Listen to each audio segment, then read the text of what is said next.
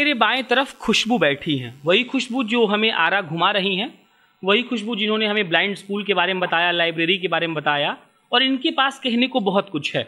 आरा के local political नेतृत्व के बारे में, आरा के लोकल प्रॉब्लम्स के बारे में, और ऐसा इसलिए क्योंकि ये सोशल एक्टिविस्ट भी हैं, ये एक स्कूल में पीआर मैनेजमेंट का काम भी देखती हैं, और उसके अलावा ये एक कथक डांसर भी हैं। जब इनका इंटरव्यू लेते हैं बार बार नया नया चीज़ आता है। पिछली बार बोले थे ब्लड डोनेशन, वो भी इसमें ऐड कर देते हैं। तो ऐसा इसलिए होता है ना कि जब आप किसी अच्छे व्यक्ति से मिलते हैं जिसका परिचय जो है लंबा होता है, तो आपको इंटरव्यू लेने में मजा भी आता है। लेकिन जैसा कि मैंने आपको भूमिका में ये क्लियर कर दिया, अपन आरा के लोकल पॉलिटिकल नेतृत्व पर बात करेंगे और एक लड़की क्या सोचती है, क्योंकि इन्होंने 3 साल का एक टूरिज्म का कोर्स किया है दिल्ली से, ग्रेजुएशन का कोर्स, राइट। और उसके बाद ये आरा में आकर काम कर रही हैं, तो इन्हें क्या दिखता है वहाँ का और यहाँ का फर्क। तो शुरुआत इसी बात से होगी कि आपको आरा के लोकल पॉलिटिकल फेल्योर्स में क्या मतलब देखती हैं आप? सबसे पहले तो मुझे यही लगता है कि जो पॉलिटिकल यहाँ के लोकल बॉडीज़ हैं और आम जो जनता है उसका गैप बहुत ज़्यादा है। वो सुनना नहीं चाहते, या वो इतने एसेसिबल नहीं है कि जहाँ हम उन तक पहुँच पाएँ। तो सबसे बड़ी प्रॉब्लम यही है। और बीइंग एन एक्टिविस्ट, मुझे ऐसा लगता है कि सोशल जो लोग वर्कर्स हैं उनके लिए भी उनके पास इतना समय नहीं है कि वो कभी आके हमसे ये पूछ पाएँ, या एक ग्रुप ऑफ जो लोग हैं जो काम करते हैं सोसाइटी के लिए, उससे आके पूछे कि आपको क्या क्या प्रॉब्लम्स होती हैं, आप हमसे क्या मदद ले सकते हैं, सरकार की क्या क्या चीज़ें हैं जो इवेंचुअली हम लोगों को भी नहीं पता होता, बट वो उनके पास वो जानकारी है बट वो हम तक नहीं देते हैं। अच्छा, आप अपने आप को कॉन्ट्रडिक्ट कर रही हैं, पूछिए कैसे? आपके 2014 में एमपी साहब थे आर.के. सिंह, 2019 में आप लोगों ने उन्हें जिता दिया। तो जब वो नहीं सुनते तो आपने क्यों जिताया? अब वो किस पार्टी के, मुझे इससे मतलब नहीं है। मतलब आपने ये कहा कि लोकल नेतृत्व तो आपको नहीं सुनता है, तो एक इंसान जो 2014 में जीता 19 में कैसे जीत गया जब आपका बात नहीं सुना? तो जी, ये मुझे भी लगता है, क्योंकि जैसे आपने कहा है कि पार्टी वो कौन से पार्टी के हैं, ये मुझे भी फर्क नहीं पड़ता। मैंने खुद भी, सॉरी टू से, बट मैंने खुद भी उनको दिया था वोट, और वो इसलिए दिया था कि उनका जो पास्ट रहा है वो बहुत अच्छा रहा है, बहुत इम्प्रेसिव रहा है। तो हमने सोचा है कि अगर ऐसा इंसान हमारे यहाँ पे आए जो डेवलपमेंट की बात करता है, जो खुद एक आईएएस ऑफिसर रह चुके हैं, तो ही नोज कि क्या डेवलपमेंट चाहिए इस जगह को। लेकिन अभी का जो उनका माहौल और जिस तरीके का उनका रवैया रहा है इस समय भी, क्योंकि पिछले जब हमारा अभी बाढ़ आई थी नवंबर के समय में, वो असमय वाली बाढ़ थी, वो ड्रेनेज से ही हुई थी, लेकिन उस समय भी उनका कोई अता पता नहीं था। मैं आरा की बात कर रही हूँ, कोई अता पता नहीं था।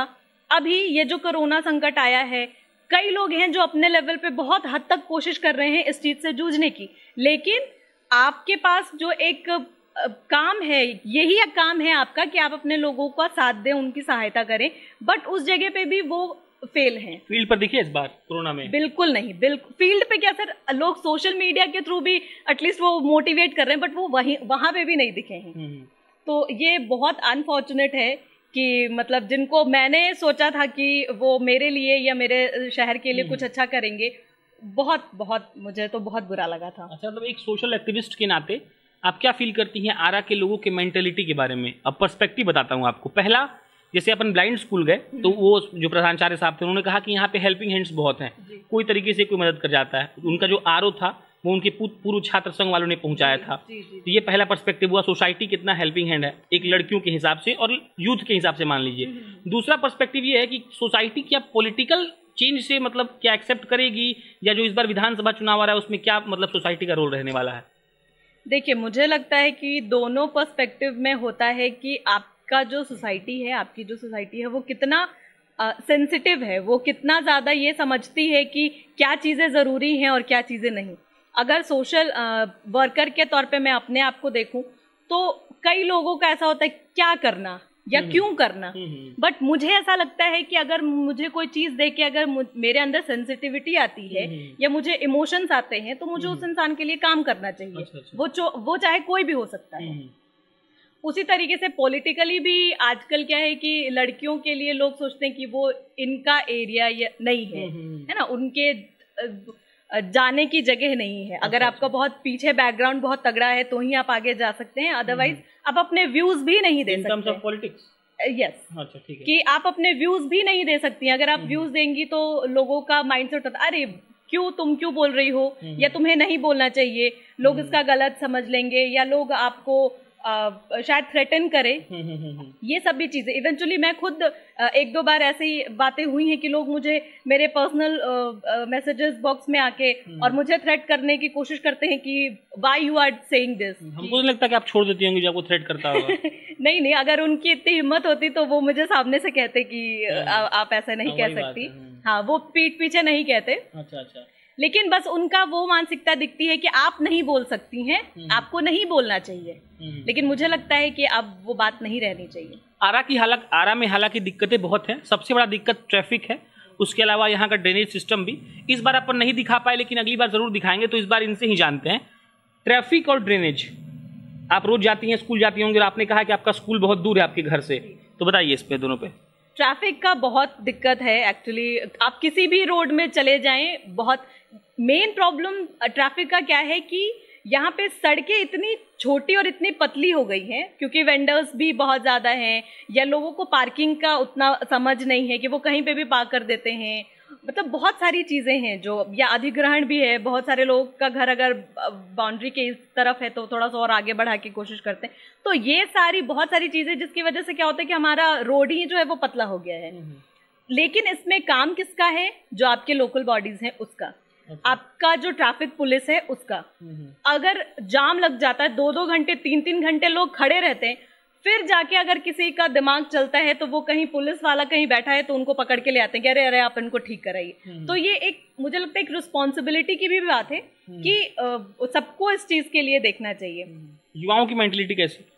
बहुत, मुझे लगता है ट्रैफिक के लिए तो बिल्कुल भी नहीं, क्योंकि उनको खुद नहीं समझ में आता कि एक तो हमारे यहाँ वो लेन्स नहीं बनी हुई है, बहुत पतली। हाँ, लेन्स बनी नहीं है, तो अगर सामने से कोई गाड़ी आ रही है तो अगर आप उसको जगह नहीं देंगे तो वो कहाँ से निकलेगी और कैसे वो ट्रैफिक खत्म होगा? तो जल्दी रहता है ना, जल्दी। बट वो क्या करते हैं कि एक तो ये आपकी ये लाइन है, बट वो जो आने वाली लाइन है वो उसमें घुस जाते हैं। तो इस वजह से क्या होता है कि वो जगह ही नहीं मिल पाता, और इस वजह से बस जो भी है हॉन्किंग होती है, चिल्लाना, झगड़ना, बस यही हो जाता है।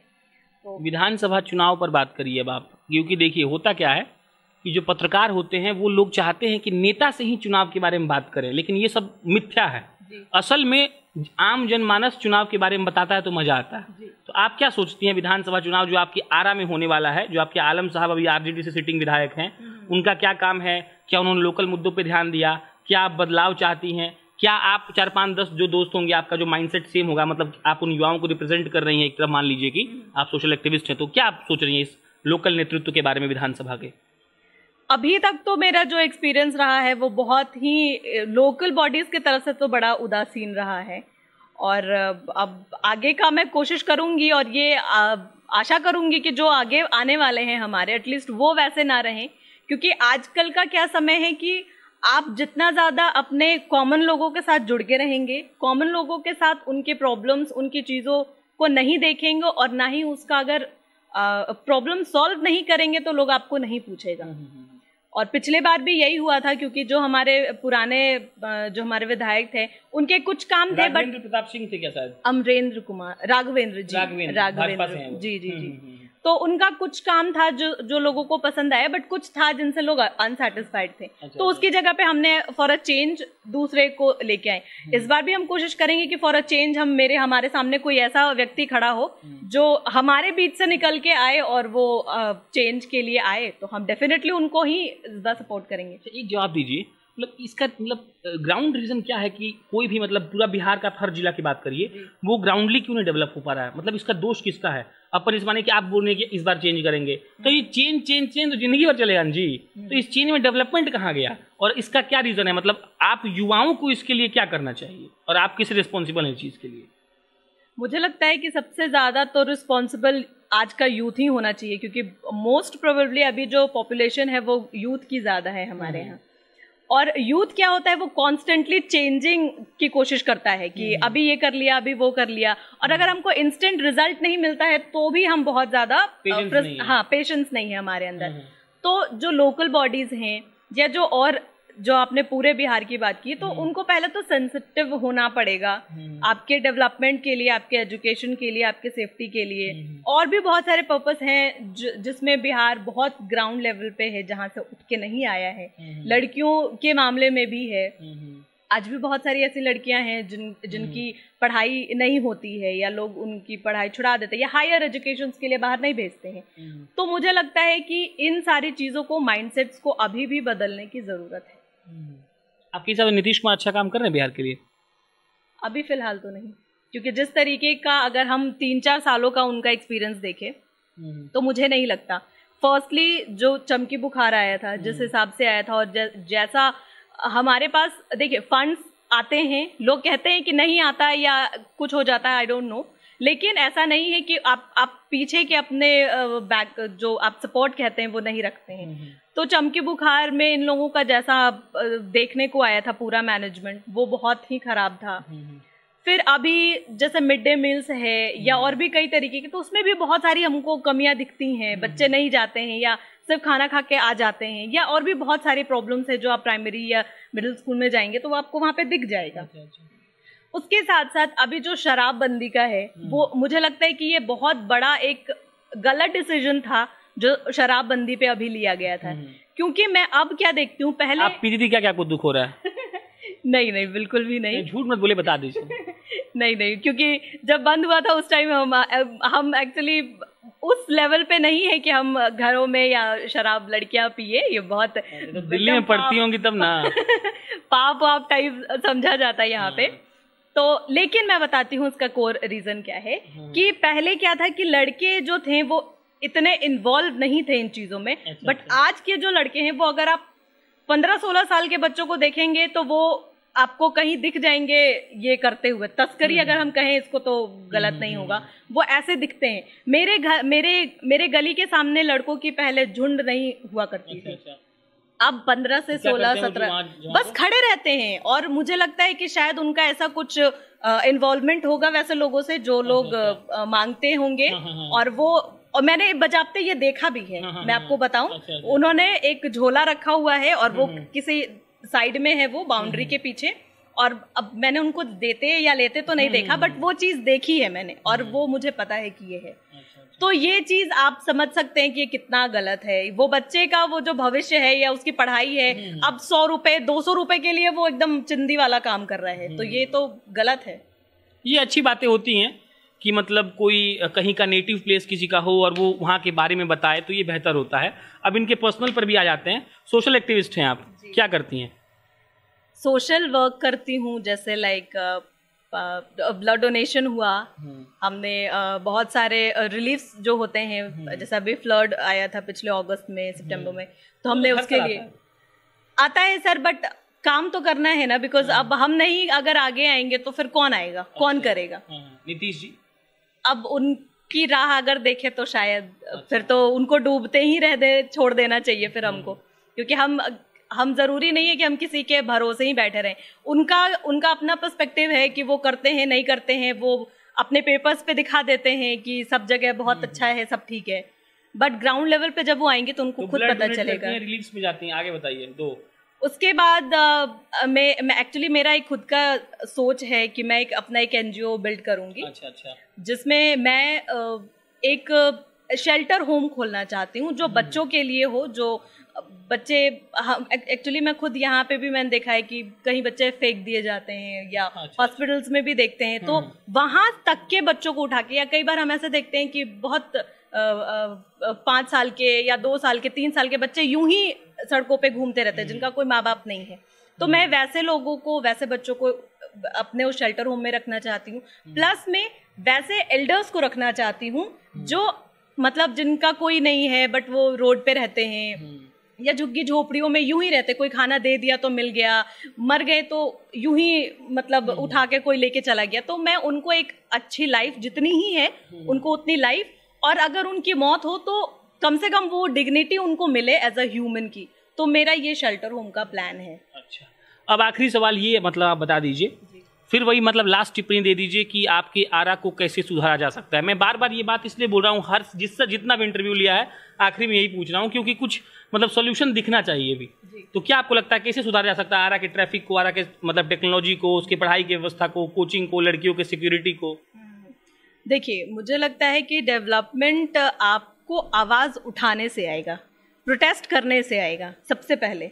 अगर लोग नहीं सुन रहे हैं तो उन तक अपनी आवाज पहुंचानी पड़ेगी, नो मैटर कि आप क्या हैं और आप कौन हैं। अच्छा, अगर मैं लड़की हूँ तो भी मुझे प्रॉब्लम है कि मेरे स्कूल में क्लासेस नहीं चल रही हैं या मेरे कॉलेज में क्लासेस नहीं चल रही हैं, तो मैं जाके बार बार उनको पोक करूं कि सर आप मेरा क्लास नहीं ले रहे हैं, आप लीजिए। हमारे पास एक बहुत ब्रॉड अभी कनेक्टिविटी हो गई है सोशल मीडिया की, जो हम अपनी बात बहुत सारे लोगों तक पहुंचा सकते हैं। उसके बाद दूसरा है सपोर्ट का, अगर कोई आवाज उठा रहा है आप उसकी बात को सपोर्ट कीजिए, ये दूसरा है। प्लस अब जो आप शहर की बात कर रहे हैं, ट्रैफिक के लिए ऑब्वियसली है जो हमारे लोकल बॉडीज हैं, जो हमारे एमएलए हैं, एमपीज हैं, इनको इस पे ध्यान देना पड़ेगा कि ट्रैफिक पुलिस को कहाँ डिप्लॉय करें, या जो अधिग्रहण है उसको खत्म करें, उनको किसी और जगह पे शिफ्ट करें। जो ड्रेनेज है उसका पानी निकासी कहाँ से होगा, कैसे होगा, आप कोशिश तो कीजिए, हम भी आपके साथ खड़े रहेंगे अगर आपको जरूरत है तो। सेफ्टी की जहां तक बात है लड़कियों की, तो लड़कियों के लिए मुझे लगता है कि थोड़ा सा हमारा शहर अभी सेफ है कि अगर आप अंधेरा होने के बाद भी अगर निकलना चाहें तो आप निकल सकते हैं। बट वो माइंडसेट का थोड़ा सा है कि क्यों जा रही है या क्या जा रही है, तो वो सोसाइटी का एक अलग। आपने ये भी कहा कि यहाँ की लड़कियां बहुत बाहुबली हैं, पीट देती हैं। हाँ बिल्कुल, क्योंकि ये कहा जाता है कि आरा जिला में किसी को डर नहीं लगता, तो हमारा जिला वाले हैं तो हमको डर नहीं लगता किसी से, वो चाहे लड़का हो चाहे लड़की हो। भोजपुरी में बोलते हैं कि आरा जिला घर बा तक कौन बात के डर बा।